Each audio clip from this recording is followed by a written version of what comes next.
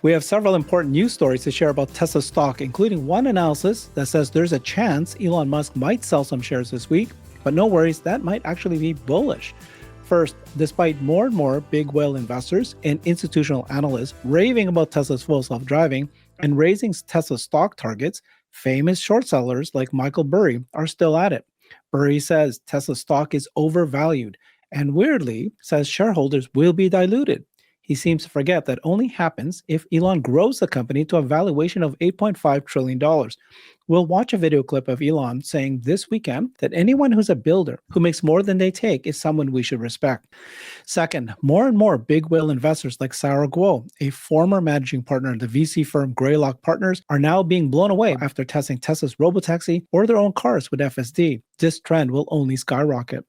Third, TD Cowen analyst Itay Michaeli reiterated a buy rating and a price target of $509 after riding in a robotaxi in Austin. Finally, Bradford Ferguson of Billionaires has done some analysis, and they think Elon Musk might sell shares this week. But they also say, don't panic, because paying $15 billion in taxes now is actually the most bullish move ever. We'll take a look at their report. Joe Bakhti is an economist and tech entrepreneur. He has a YouTube channel covering both Tesla and AGI. Check out his website and community at pioneerlands.net. Welcome, Joe. Good to be back. I enjoy talking stock with you, and you have a good view about things. And there's people still out there who are very negative about Tesla, and that's fair. That's fine. But this guy, Michael Burry, I mean, the guy's failed. He had to shut down his firm just a few months ago, and he's still here yapping away. So he says Tesla's ridiculously overvalued. He made some more comments. We'll cover what he just said here, but he also took bearish bets against NVIDIA and Palantir. And I know you've got a lot to say about Tesla, NVIDIA, and Palantir. He actually responded to these articles, and I want to read what he said first. I never said I was short Tesla in my post. So first of all, some articles for Bloomberg and Fortune are saying that he's short Tesla right now. And then they also report on an older $500 million bet. No, it was only $5 million, 13 Fs and journalists. So this is what he wrote. Outgrowing dilution for purposes of achieving maximum present value for an enterprise is not easy. Tesla dilutes its shareholders at about 3.6% per year with no buybacks. The chart above shows the kind of present value destruction that this level of dilution can impart. So he's very worried about dilution happening if Elon gets his $1 trillion pay package. Tesla's market cap is ridiculously overvalued today and has been for a good long time. That's one point. Second point is the Elon cult was all in on electric cars until competition showed up, then all in on autonomous cars until competition showed up, and now we're all in on robots until competition shows up. Thoughts on these 2 points he just made? I don't know what is wrong with people. We can go more into Michael Burry and my experiences myself with my trading successes and failures. I think his problem is he is a kind of a one-trick pony. He got lucky in the mortgage crisis, and once you get lucky, it's such a crazy experience to make like $1 billion or something that it burns into your mind that bias, like, oh, I'm the short genius, I can short the market. But he can't. He was just lucky. So now he's constantly has a short bias and he's constantly failing. That's why he closed his fund. But when it comes to the numbers, 3.6% dilution per year, whatever this number is from, I think if Elon gets paid in 10 years or whatever, that's a dilution. Like, we have to understand, Elon has to make what, $400 billion in EBIT. So people say that's $8 trillion market cap. That is in the table what he has to achieve.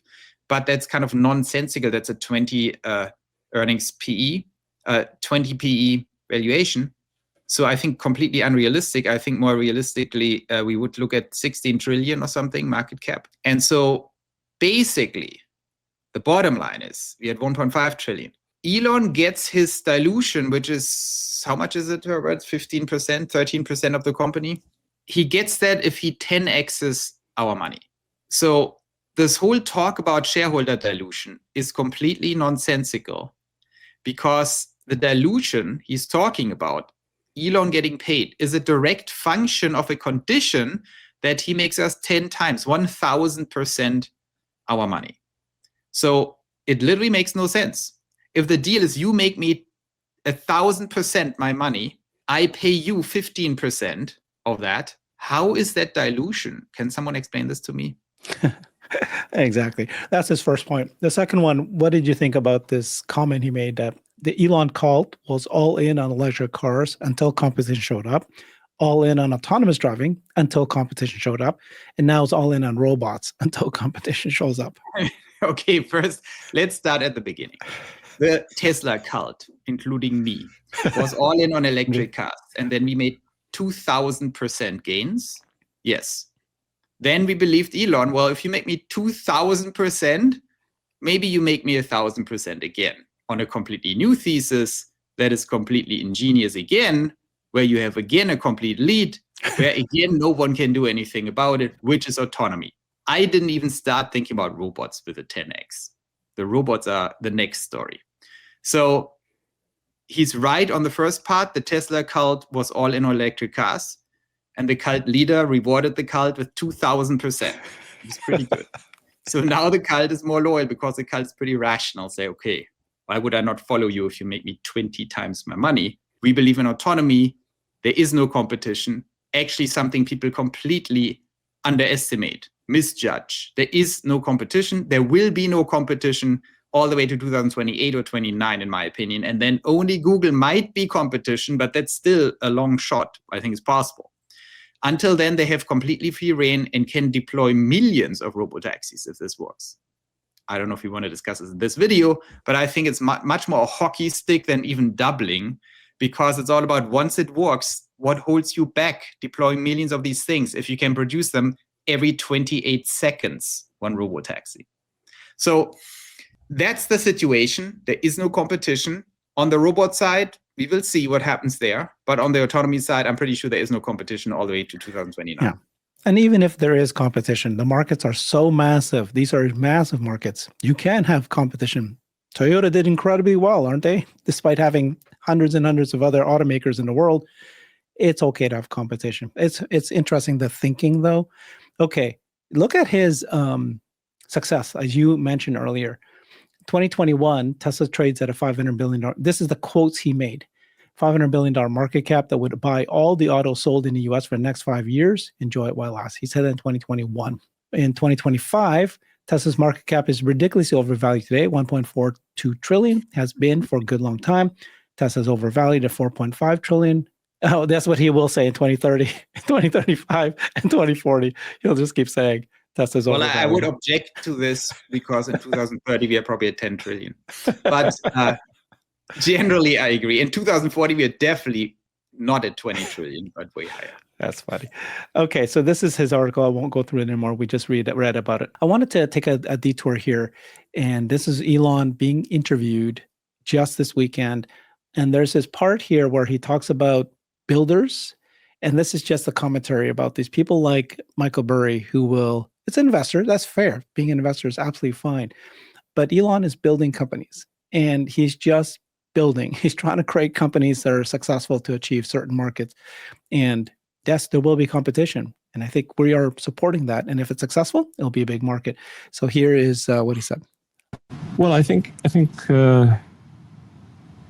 I'm a big fan of anyone who wants to build. So I think anyone who wants to, make more than they take has my respect. So that's the main thing you should aim for. Aim to make more than you take. Be a net contributor to society. It's kind of like the pursuit of happiness. If you want to create something valuable financially, you don't pursue that. It's best to actually pursue providing useful products and services. If you do that, then money will come as a natural consequence of that, as opposed to pursuing money directly. Just like you can't sort of pursue happiness directly, you pursue things that lead to happiness. But there's not like direct happiness pursuit. You do things like, fulfilling work or study or friends, loved ones, that as a result make you happy. So that's it sounds like very obvious, but generally, if somebody's trying to make a company work, they should expect to grind super hard, except that there's like some meaningful chance of failure. But just be focused on having the output be worth more than the input. That are you a value creator? That's what really matters. Making more than you take. You know, this is the opposite of a short seller. A short seller is hoping that a company who's trying to build something is going to fail. And they actually want it to happen. And they think it's fine to bet up if things will go up and go down, but to actually then be, this is your life. I want this company to fail. It's pretty bad. I know you're a builder. You talk a lot about that in Pioneer Lands, about building. What's your reaction to this comments? And yeah, I'm not just a builder. I want to enable everyone else to be a builder. And I think that's actually very profound what Elon said there. That's the essence of Pioneer Lands, and what we want to get to the core of civilization is fundamentally how can you create people and a society and a community and a culture that is focused on creating value, net value. And as Elon said, that might sound trivial, but it's completely not trivial. If you look around, right, the world, what do people do? Most people don't have that on their mind. Most people have it on their mind like, oh, how do I make a quick buck? And no one understands. And that's what Elon means with happiness and money, right? If you pursue it directly, not good. You basically should look at the world. You should look at how it works. You should think about how it could work better, then work with other people of making the world a better future. And then you win, and everyone wins. And that sounds maybe trivial, but it's completely not the modus operandi of our society. And if we make that the modus operandi, the value contribution would go through the roof. And one thing that I always emphasize, since we are talking about this, is when you do the math, and we do this in Pioneer Lands, when I did the math, like, oh, how long does it take for me to make $1 billion with Tesla shares? Well, even at 100% a year takes a while. So then I looked at our assets under self-management of the pioneers. We had 2.5 billion. So of these 4,000 people that are in Pioneer Lands right now. And what that tells me is, I mean, it's kind of trivial, that insight, but what it tells me is if you just start not working on your own, but finding other good people to do things, you can achieve so much more in such a short period of time. And I even had the discussion with people, oh, Elon is so powerful, he's a genius, he has all these companies, he has 400 billion, whatever he has. And I told people, dudes, we could have 400 billion in no time. Right? We already are at 2.5 billion. We just need to 20x us plus make a little bit of money. We have more money than Elon. Then we invite Elon to Pioneer Lands and we have 800 billion. So I think thinking in win-win and thinking about the future and building that future together, suddenly all problems fall to the wayside. And I think that's a little bit Elon's message. Mm-hmm. I think in Pioneer Lands, we refined that a little bit to make it more of a real construct, but Elon has the exact same message. We need people who are builders. I call them pioneers. And if you just have these people, you don't have any problems anymore because suddenly everyone just solves problems. So and that's also like to Michael Burry's point and stocks. We have to understand, especially in this age of AGI, there is no limit to the upside. We just can do stuff. Like that's what people have to do. We can just do stuff. We can just invest in people who do stuff and we make infinite money, 30, 40% a year forever. Or we can just start doing it ourselves and make even more. Or we do both and all problems are solved. That's the secret of our time. Yeah. The thing about short sellers is you only make if it falls down from 100% to 0%, but it's the unlimited upside. I don't know how they would do this. Yes, stocks can be overvalued. Yes, they can overshoot their skis and should go back down. But in general, if Elon continues to build, if Tesla continues to build, and they've got all the right employees and ideas and strategies, it's going to succeed. Yes, by the way, I'm also never a short seller. Yeah. Even if I'm 100% convinced stuff is fraud, right? Nikola and stuff like that. It's just not worth it. Even if you have Nikola or Neo and all that stuff, and it goes to zero, how do you make money? If I short $100 of Neo stock or whatever, and at some point it goes to zero, well, when? Like this takes forever and doesn't make enough money, and it costs me interest. So it's why short selling doesn't work. Yeah, always worried that even if Nikola was fraud, they could have bought get rid of the executives, bought another patent, and all of a sudden they've turned around the company. I just never worried also about like your upside is just so limited. If you short $100 stock and it falls 50%, okay, you make your $50, but then it gets incrementally more and more exponentially hard to make more money. So Tesla just has to double, and I made more money than I can ever make on any short, even if I'm right. And if I short Tesla, I mean, then goodbye. That's not so smart. This bet with can Tesla solve robotaxi and autonomy, every day that's going by now, people are realizing it's working. Big whale investors and institutional analysts. Here's one example of Sarah Guo. She used to be the general partner at Benchmark, is it?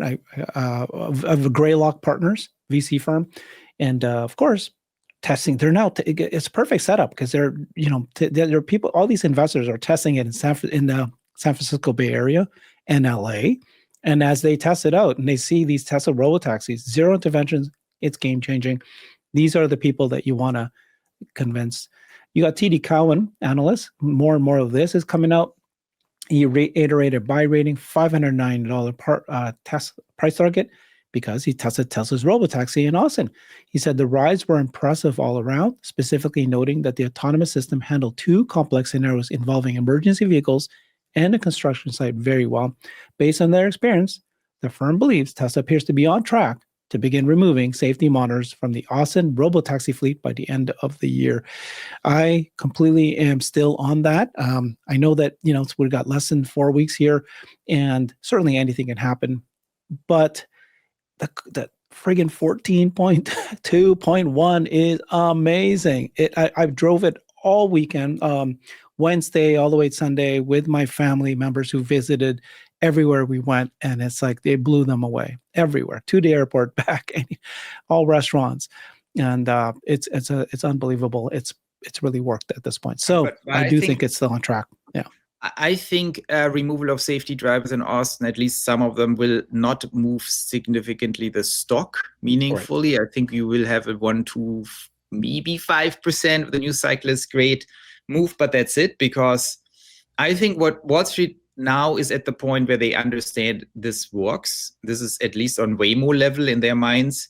So they understand we can deploy 2,000 cars, maybe 3,000, maybe 4,000. So I think that will happen. I think the real absolute inflection point, besides my prediction that if we reach 2,000, 1,800 cars, that on a discounted cash flow level, they understand, or on a annualized cash flow level, they understand now it's getting very serious for Tesla. But I think the real next surprise point for the market that is absolutely not priced in at all is that mass deployment is possible.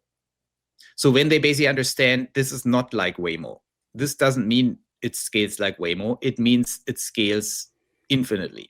And that happens when you can actually start really deploying robotaxis at scale. And we discussed it, is it 40,000, 30,000, 20,000, something north of 10,000, I would say. That's where it dawns on people, what if this becomes a thing where you can basically just print cars in the factory and just send them to work? Because I think that's absolutely not priced in right now. Yeah. Like, just to remind everybody, you've been saying quite regularly that you think there's a forcing function where Tesla's stock price, investors need to buy Tesla stock, proven that autonomy works. There's 2, sounds like you've got 2 milestones. The first one you've repeated several times. You think that 2,000 robotaxis is a good number. And the reason you chose 2,000 is that gets you about 5% of earnings, cash flow, and that's significant. And that number is enough for everybody to realize, okay, it's a real business. This is going to because that would fall together with a scaling function that's way steeper than Waymo, of course. Because if they get there by May or April, whatever it is, March maybe, then people will see, well, if you just continue that path, then you're basically doubling the entire free cash flow of 2024 by end of next year. Yeah, and they think in a year ahead. And then the other milestone you've just mentioned is we had a great conversation at Cyber Bulls. You think 40,000, plus or minus whatever, robotaxis, as soon as they get there, it's game over at that point. Maybe 10. I mean, the 40,000 was just my target that I believe Tesla will actually hit by end of next year. I think the second inflection point after this forcing function will be before.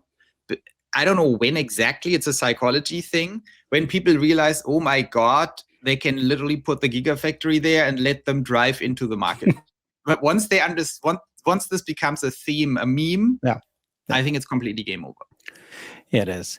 Okay. And then the great debate that we had at Cyberbulls was how many cars by the end of next year? And 20,000, 40,000 sound a lot. That's a lot when they only have 50 today. We had a good conversation there. So, Joe, let's get back to this year, the end of this year. This TD Cowen still believes, this is an analyst, institutional analyst, not one of the retail community people who are over bullish sometimes. They think that they will remove the safety rider by the end of this year. You just said you don't think that that's a catalyst anymore. What is your price target for the end of the year? This year, I know that you think December could be a bullish month. I said it in my coverage of the end of the year predictions. I think Tesla doesn't have much alpha left in it. Maybe a little bit, maybe 2-3% because of the safety drivers. But that doesn't mean the stock doesn't go up. So if we have a year-end rally of 5-10% in the market left, which easily could happen, then Tesla goes up 20%. So if the market goes up 10%, Tesla goes up 20%, which is 80. So we end up at 510, 520. So I think nothing needs to happen for Tesla other than the market going up. And I think the odds that the market goes up 5% or more is, I'm betting on it. I think it's very high. And, 5% NASDAQ up, which is like super easy to achieve. That means 10% for Tesla, $40 up, 470, maybe all-time highs. I think that is much more likely than not without any alpha. If you add another 2 to 5% alpha, assuming the safety driver get removed and that actually boosts the stock a little bit, then you're at 500. So I think if I had to bet, I would bet on 500 based on the market going up. Just based on the market. And what makes you think the market's going to go up? Well, I think we had this fake bubble thing. So stocks are actually down, the AI stocks from the highs. I think there's zero reason for them to be down. If you look at NVIDIA, 33p or whatever it is right now, at a 60% growth rate in perpetuity, right, or based on my predictions, that's stupid. That's not a bubble. That's the opposite. That's undervaluation. How can you be at 33p at a 60% growth rate? So, you should be much higher.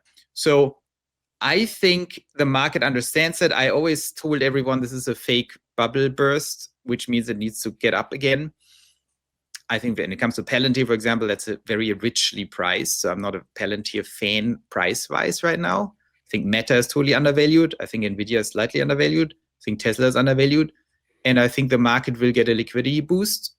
Now quantitative easing is coming or tightening is stopping. And the Fed, so there could be 2 cuts this December, right? Is that still the case? Like 1 cut, right? So December 10th, 25 basis points is totally priced in. By the way, I told everyone 95% chance it happens when everyone said 35%. Now everyone's back to 80% or 85%. So, obviously they cannot not cut. They can, right, if they're crazy. But it would be, I think the economy is a little bit at the brink when it comes to employment. We have a lot of fake unemployment numbers because the government wants to pretend there is no unemployment. When you talk to young people, Gen Z graduates, it's a total disaster. It's like a serious disaster. I know a lot of people, also younger people, also millennials. It's a disaster what's going on. And it's not surprising, right? The AI economy, by the way, it's not just AI, it's also the software economy that has been ongoing, but it's going up exponentially now. People are not getting hired. That means they are under huge financial pressure. Corporate profits are going through the roof. So that's kind of the situation that you have. And I think that unemployment problem presses on inflation. I think productivity presses on inflation down. I think unemployment is going up. So the Fed generally should strategically be very cautious and more dovish. And I think they know that. Powell mentioned that before. So I think it's going to get very tricky. I think if there's any Fed risk is not that they're not continue to lower rates. I think at some point they will issue some warnings on the labor market, and that will disturb the markets a little bit. That might not happen now. It might happen now, but it's getting exponentially more likely with every session from now on. So that's my concern. And for Tesla, just to conclude the macro perspective, my best bet, reasonable chance I'm right on this. We see a rally into year end because we are late on everything. I think it might continue into January, and then it peaks, and then we have a problem. And I think both the market and Tesla go into an air pocket, which is dangerous, but not now. So I'm very concerned about late January, February, and March, especially for Tesla. Because if the market goes up, rallies up, and then, gets a little jittery, then the Fed says something bad. Tesla has no big news all the way to April. And then we have a problem. So we might run out. If you go to 500, I'm definitely rolling back all my leaps into stocks to get more conservative, more defensive. And then we see what happens. And my gut feeling would tell me if you go up, we see a drop, significant drop. Good. Great explanation. I appreciate it. Stuff, yeah. So this is just for tactical people. Yeah. And it's like the next month. And I know that that's very hard to predict, but I appreciate you sharing that. One thing that Bradford Ferguson of Halter Ferguson, a financial advisory firm, and Billionaires, they posted this article saying that they think that Elon might sell Tesla shares this week by December 6th, which is 4 days from now. Most people will see Elon sell shares and then they'll panic. But a few people will understand actually why he's selling shares to pay $15 billion in taxes now. It's actually more bullish because obviously he's expecting the stock to skyrocket once he makes it go crazy. And it's what an article called 83B does. So let's go through it. It's a tax loophole hiding in Tesla's proxy. There's a small detail in that proxy most people haven't paid attention to, that Elon could sell Tesla shares in the near term. Not guaranteed, not confirmed, but it's worth to think about. Section 83B, it's a tax election most investors never encounter.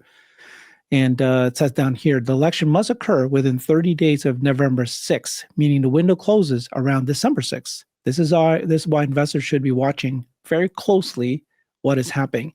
So basically, it's a trade-off. You pay earlier with more certainty, or you pay later with potentially far higher costs.